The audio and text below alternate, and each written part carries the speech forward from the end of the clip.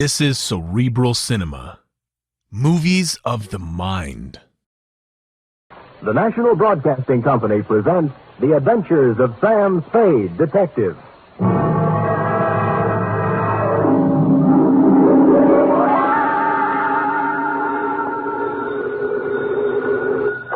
Sam Spade, Detective Agency. Here's I, sweetheart. Sam! Oh, I was worried to death. This office, glass all over the floor, holes in the wall. That was just business going on as usual during altercations, Eph. Well, what was it all about, Sam? They tried, Effie, just tried to pluck my feathers and cook my goose. On Thanksgiving, too. How could they? Oh, they were a mean lot. Are you all right? Hale and hearty, every giblet in place and not a feather ruffled. Did you have a nice Thanksgiving? Oh, it was heavenly. Mama had a turkey dinner, sage dressing, cranberry sauce, candy jams. Hard cider? A little. Come clean, Effie? Well, I had 2 glasses. Everyone was there. Cousin Gertie, Dwight, Mrs. Floss. I was disappointed when you didn't show up, Sam. Did you have Thanksgiving dinner? Sure. Sam? At the Helping Hand Rescue Mission, where there's plenty of free parking and never a cover charge. For further details, consult the report, which I will presently be down to dictate on a tasty chronicle of foul play. The Terrified Turkey Caper.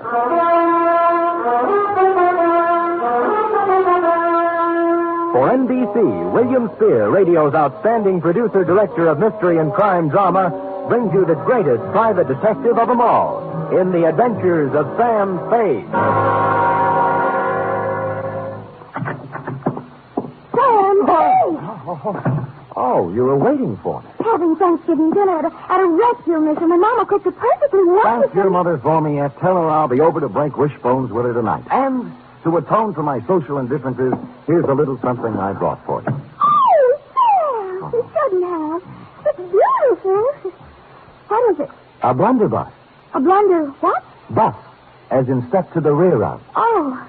Well, what does it do? Shoot, Seth. It's a gun. Our founding fathers used it in foraging for feathered food when they settled this abundant continent. And it's mine. To do with what you will. Where did you get it? Pencil boy? Yes, Sam. Who gave it to Pad you? open? Oh, yes, but I don't know. Knees crossed? Did you mean the founding fathers? Don't peek. Date, November 24th, 1950. To Detective Lieutenant I.C. Kelsey, Homicide Detail, San Francisco Police. From Samuel Spade, license number 137596. Subject, Turkey. Dear Kelsey, this was a big week for the cranberry pickers, the butchers, the sage makers, and the stomach pill people. But for private detectives, it was strictly from hunger. My office door opened only twice a day, once to let me in and once to let me out. And when on Wednesday I heard a knock on the door, I went into a paroxysm of delight. Come in! Come in! Come in! Entrez-vous! Entrez-vous! Arise! When I ran out of languages, I got up from behind the desk, walked to the door, and opened it. Standing there was a small, middle-aged man with a pink, bald head. His blue serge suit needed pressing, and he was nervously fingering a strawberry birthmark under his left ear. Mr. Samuel Spade? I am. May I have a moment with You may have several, but not in the corridor. It's not in my lease. Oh, I'll come in. Good. Well? Well, you'll have to excuse me, Mr. Spade. I've had so few dealings with private detectives. I find it hard to begin. Oh, perhaps I shouldn't have come at all. Goodbye. No, wait a minute. Maybe I can help you. Well, you see, Oh, what's the use? You won't believe me. Nobody does. I'd really better... Oh, now, wait. I'll believe you. All I ask is a chance. Now, let's start with your name. Oh, what, my name? Yes. Yes, my name. To begin with, you won't believe that. Oh. But I can verify it. Yes, I can. It's on the registration book of the old Colony Hotel, in the 1943 phone book, and on my old driver's license. Well, I'll have to know it before I can verify it. Yes, of course you will. It's Tom. Well, now that's not so hard to believe. Oh, you haven't heard the rest of it. It's Tom Turkey. You see, I told you wouldn't believe it. I'd better go. No, let me be the first to believe you. Now, Mr. Tom, what's your problem? Oh, dear, that's even harder to explain. Well, now that I don't believe. But take a breath and jump into it. Yes. My name's Tom's Turkey, and they're going to kill me for Thanksgiving.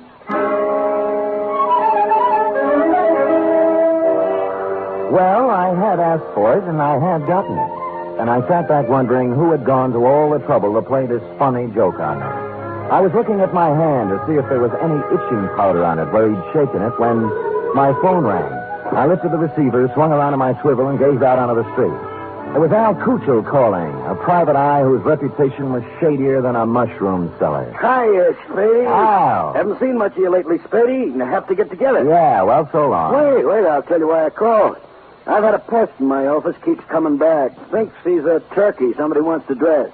I brushed him, but your name came up, and I just wanted to warn you. He might be in to see you. I'm confused, Al. I never knew you to turn your back on a buck. Oh, I don't want any of this one. His buttons are loose. My advice to you is to bounce it. Well, we've never traded advice before, Cuccio. Why now? Well, after all, we're in the same racket. If we can't help each other... Oh, sure, Al, sure. I appreciate it. Give me a ring. We've got to get together sometime. Yeah, when I get a free night, we'll Jimmy parking meter. Yeah, we... Huh? Oh, yeah. Parking meters. I'll see you later, Spady. I turned back to the desk, and what I saw in front of me was an empty chair. Tom Turkey had taken wing.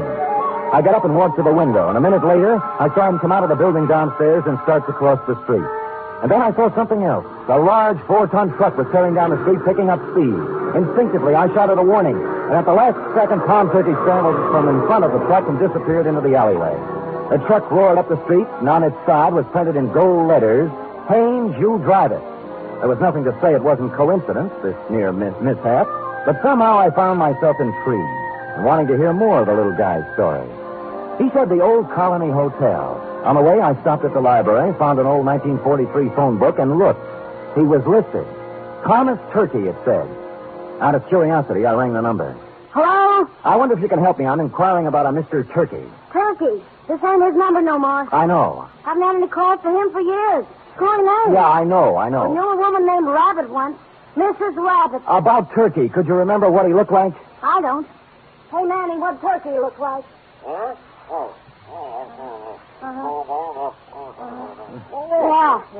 Small man, around 50. Nice fellow, Manny says. Strawberry under his left ear? Strawberry under his left ear, Manny? Yeah, strawberry under his left ear. Well, thank you, madam, for your information, and thanks to Manny. Well, you're welcome, but I don't know what you're going to do with it. Old man Turkey dead. Been dead for years. Curiouser and curiouser, I thought. They had described the man who came to my office 20 minutes ago, and now he'd been dead for years. I continued on to the Old Colony Hotel. Room, 75 cents, it said. Tom's room is 114. Who is it? Sam Spade. Oh, come in, Mr. Spade.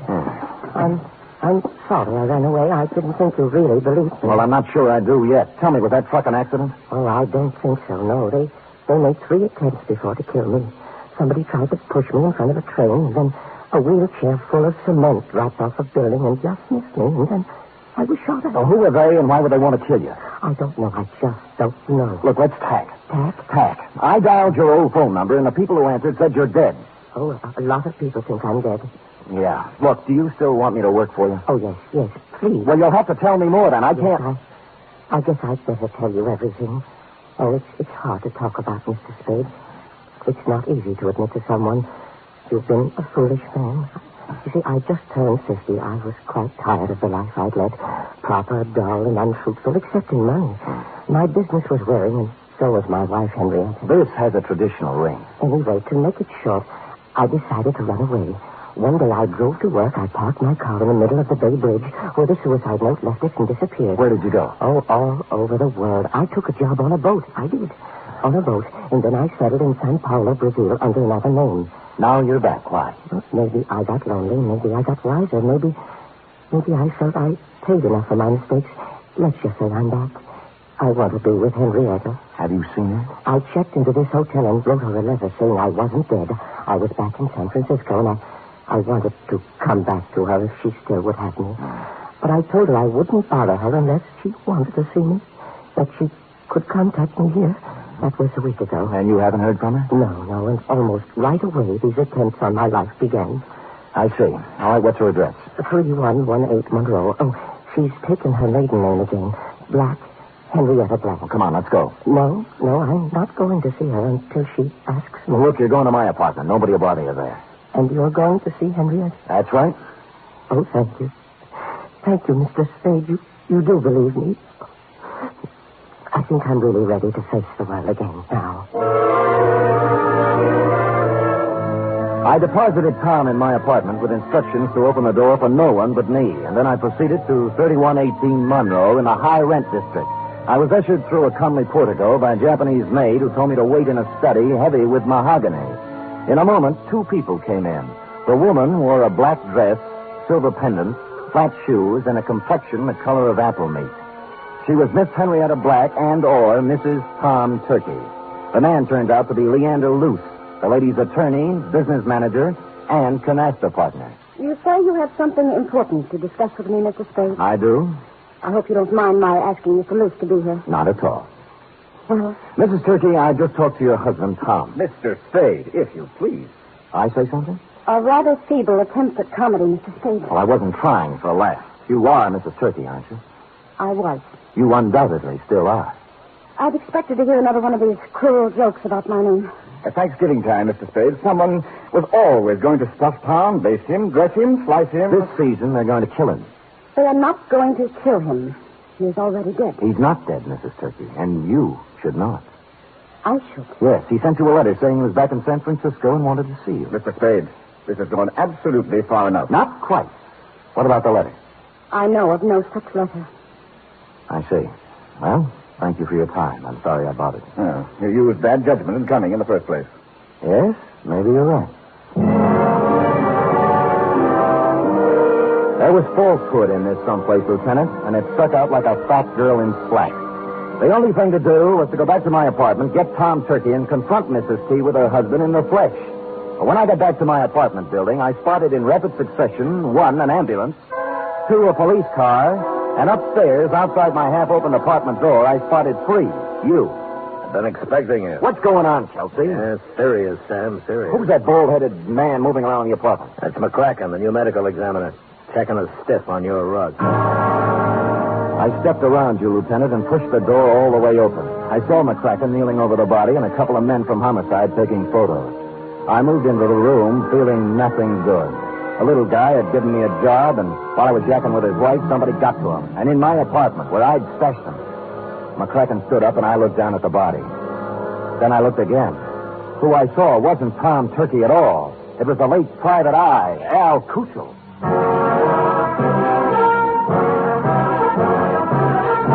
You are listening to the weekly adventure of radio's most famous detective, Sam Spade.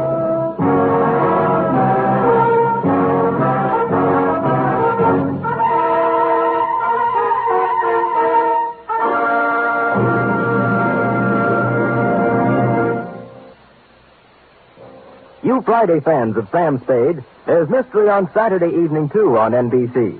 Tomorrow, the man called X sets out on another mission of danger and intrigue in some far-off corner of the earth. Herbert Marshall stars as the man called X, a man without a name who travels the world over protecting his country's interests. He lives by his wits, and his business is danger. He's the man called X, tomorrow over most NBC stations. For Top Sunday listening, it's another broadcast of The Big Show on NBC. This Sunday, your stars include Fred Allen, Jack Carson, Mindy Carson, Ed Archie Gardner, Ed Wynn, and many, many more. And Tallulah is your MC as usual. This Sunday, it's The Big Show on NBC.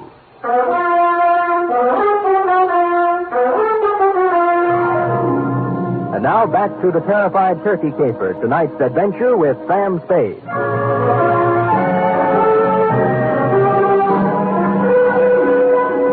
While the men from homicide were taking pictures, etc., you and I, Lieutenant, were going round and round on the question, if I didn't kill the man found in my room, who did? And you were sufficiently impressed with my insult, Chelsea, not to hold me for the murder. We bowed to each other, and I left. Thinking back to the truck that had almost run Turkey down, I went to the Haynes U Drive truck rental garage.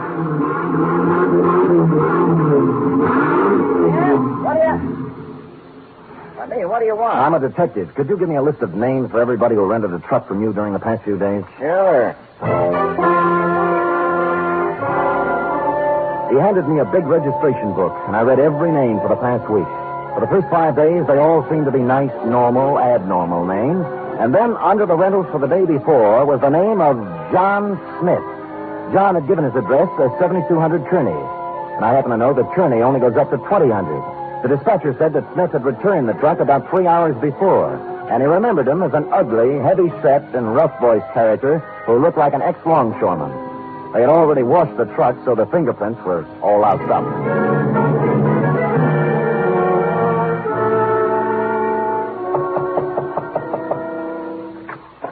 Well, it's Mr. Spade again. Look, I'd like to speak with Miss Black, if you don't mind. Come in. Come in. Thank you. This way, into the den. Right. Well, I was sure you'd look into this affair a little more and realize that it was just a blind alley, a hoax of some kind. Where's Miss Black? Oh, she's upstairs, lying down. The whole affair has upset her, and she asked not to be disturbed. I think the wisest course of action for you, Mr. Spade, is just to let the matter drop. You can't let a murder just drop, Mr. Luce. The police wouldn't hear of it. Huh? Murder? Who? An untracked private detective named Al Cuccio. Well, what does this have to do with Henrietta Black? Al Cuccio called me earlier today and said that Tom Turkey was a crackpot, a little man with delusions. He tried to top me off taking his case. He sounds like a perceiving man. Well, he didn't perceive ending up in my apartment with a bullet in his head. Well, that's too bad, but I still I don't left see... Tom Turkey in my apartment for safekeeping, and when I returned, he was gone and Cuccio was dead. Well, that explains itself, obviously. This detective knew that Tom Turkey was a phony, and Turkey killed him. It can figure that way, and a number of other ways. Mr. Spade, I have no desire to sit here trading subtleties with you. As yet, no one has demonstrated that the real Tom Turkey actually exists, alive. Now, until you do have something more concrete and less mythological, Miss Black requests that you do not come around opening up old wounds. You've made an eloquent point. Just tell me one thing. If I can. When did Tom Turkey disappear? I mean, what month, what day? It was, 1943, November. But I'm not sure of the exact day. I think it was in the 3rd week. Could it have been on Thanksgiving? Very possibly, very possibly. I returned thoughtfully to my office and did a little rapid mental arithmetic and came up with the number 7. From November 23rd, 1943 to November 23rd, 1950 was 7 years to the day. And I pondered this. What did the number 7 mean to the life or death of Tom Turkey? I had just hit upon the answer and was crying Eureka when my office door opened, unlocked, and a visitor came in unannounced. He was ugly, heavy-set, and looked like an ex-longshoreman. I waited to see if the voice checked. You, Spade? Who shall I say is calling? Yeah, Captain John Smith. And here's my calling card. The first bullet grazed my shoulder and tore the padding out of my coat. The second bullet hit the water cooler and it crashed over, water and all on top of me. Where the third bullet hit, I wasn't sure at the time because darkness came rushing through my head like a freight train.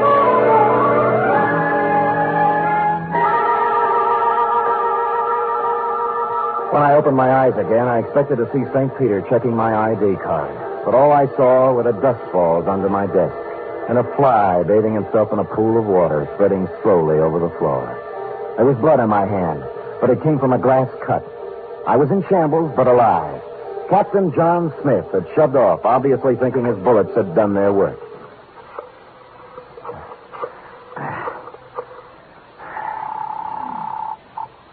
Homicide, Lieutenant Kelsey. Sam, Kelsey, have you found anything more about Tom Turkey?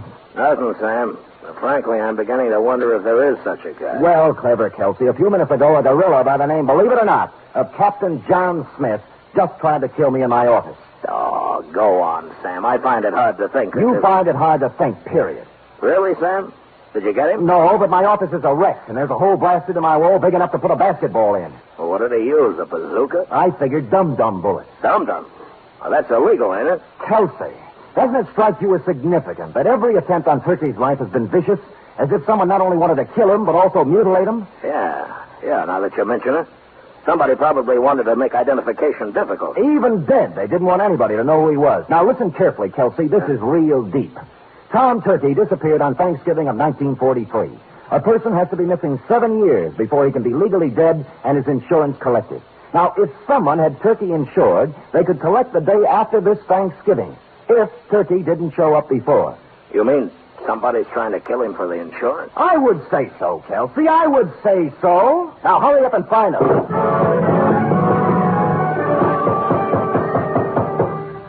When I put down the phone, I heard a heavy pounding. For a minute, I thought it was in my head, until I turned to face the door, and standing there was a small pilgrim with bandy legs in black stockings, pantaloons, white-collared coat, and stovepipe hat. Hallelujah. He wore silver buckles, and what he was pounding on the floor was an 18th century blunderbuss. Hallelujah. Have I got the right place? Oh, offhand, I'd say so. If you're looking for Captain John Smith, he just left. Pocahontas is expected any minute. Now, don't you go trying to confuse me. I'm too thirsty. What's on your mind? Well, I'm looking for a fellow named Dan, oh, I'm so thirsty I forgot. Sam Spade? Yeah, that's it. Yeah. Oh, you broke your water bottle, huh? Yeah. Good. That stuff's poison anyway. Hallelujah. Hey, say, do you happen to have any hard cider around? Fresh out. Oh. I'm kind of thirsty, you know. Any type of corn squeezing? Here, try this, Dad. Yeah. Good, huh? Oh. You like that, huh? Oh.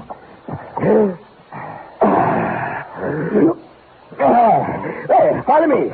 But before we go, do you suppose we could have a little something for the road? It's bitter cold. I gave him a little, but not too much, because I didn't want him to lose his way. He walked me right down Market Street so he could look in the liquor store windows. He said it gave him a comfortable feeling to know there was so much good in the world. And then we turned right a few blocks until we came to the Helping Hand Mission. Across its gray front, a banner promised special holiday food and comfort to the unfortunate. And on the street in front of it, there was a brass band sending out signals to the fraternity that any minute the great feast of Thanksgiving would begin. The band members and other volunteer workers were all dressed as pilgrims, a quaint conceit. My pilgrim led me to a dark corner of the club room, and sitting there unhappily was none other than Tom Turkey. Hello, Mr. Spade. Oh, well, Tom, what happened to my apartment? And why did you run away? Well, I was afraid. You told me not to answer the door until you came back. Well, somebody knocked on the door and said it was you, so I opened it, and two men came in. Tell me, was one of them Al Cuccio? Yes, the detective.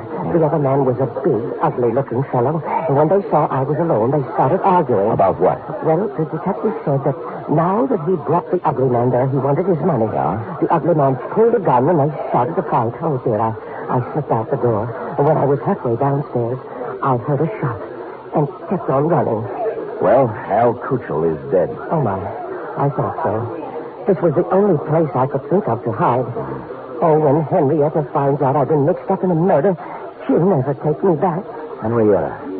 Hey, tell me, did your wife ever have any insurance on you? Oh, before I ran away, she did. A $50,000 policy, but, oh, that would have lapsed by now. Maybe. Did it have a suicide clause in it? A suicide? Yes. Well, no. No, it didn't. I remember. Yeah, you'd like to talk to Henrietta, wouldn't you? All right, here's your phone number. Call her up and tell her where you are. Oh, dear, I don't think I could. I'm too frightened. You've got to do something to help yourself. If you don't, by midnight, you might be a cold turkey. Oh. I'm sorry, it just slipped out. All right, I'll do it.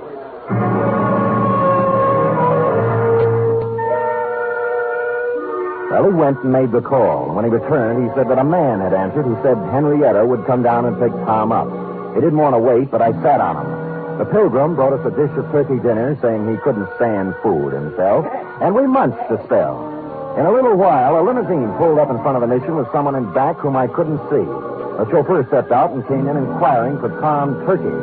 It was Captain John Smith himself. When he saw me, a look of shocked surprise came over his unhandsome face. Hoping to catch him off balance, I drove at him. It was the liveliest thing that has happened at the Helping Hand Mission in years, and we had a good house, too. Money was even changing hands. When I heard the odds starting to go against me, I realized I'd better come up with something. Here, use this, partner. And I did. The bandy-legged pilgrim shoved his blunderbuss right in my hand. And I swung.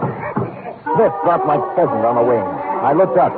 The passenger from the limousine was just coming in. What's the meaning of this? It means, Leander Luce, that you're not going to carve Tom Turkey up for your Thanksgiving insurance policy. Hallelujah.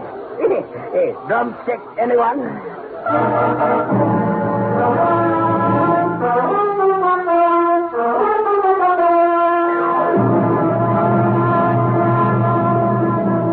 Period. End of report. Sam, I don't understand. Well, it's as plain as the cranberry stain on your dress, sir. Luce, as Henrietta's business manager, had her power of attorney. And secretly, he kept making the payments on Tom Turkey's insurance policy. Oh, and then he'd collect for Henrietta and keep the money himself. Effie, sometimes your lightning mind frightens me. Now go type that up. 3 chimes mean good times on NBC. There's fun and laughs with the chimes later tonight when Ed Gardner stars in Duffy's Tavern. As usual, Duffy won't be there, but Archie the manager will definitely be on hand to serve his blue plate special of grilled English language. This Sunday, the big show comes your way again. Tallulah will be your hostess, and the stars include Fred Allen, Jack Carson, Ed Wynn, Meredith Wilson, and many, many more. It's the big show, Sunday on NBC.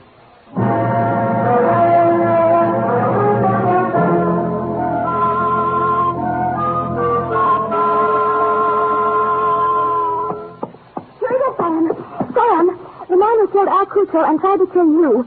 Was his name really Captain John Smith? Now, Wissy, could we have a Thanksgiving caper without a Captain John Smith? It wouldn't be right. It was a coincidence, wasn't it? Well, if you promise not to tell anyone. I won't. His real name was Michael Giuseppe Yablonsky Smith. I called him John for short. You're so kind. Are we going over to your mother's for cold turkey snacks? Well, all right, but I don't think there'll be much left. Oh? You see, my cousin Judy couldn't find a little boy. And Mother phoned and said they just found him. He was inside the turkey, eating his way out. Effie, is there no way to curb that tongue of yours? There's one way. Well, come here. Oh,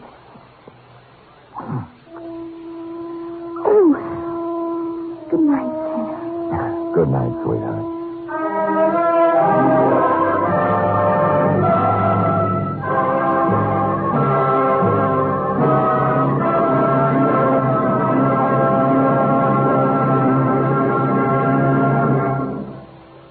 The Adventures of Sam Spade are produced, edited, and directed by William Spear. Sam Spade was played by Stephen Dunn.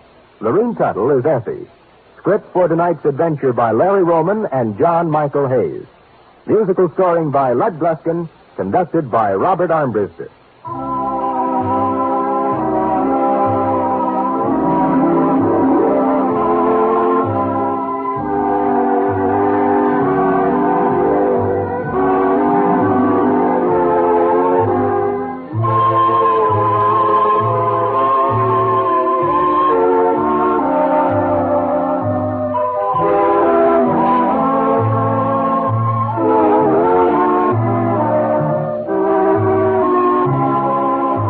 Join us again next week, same time, for another adventure with Sam Spade.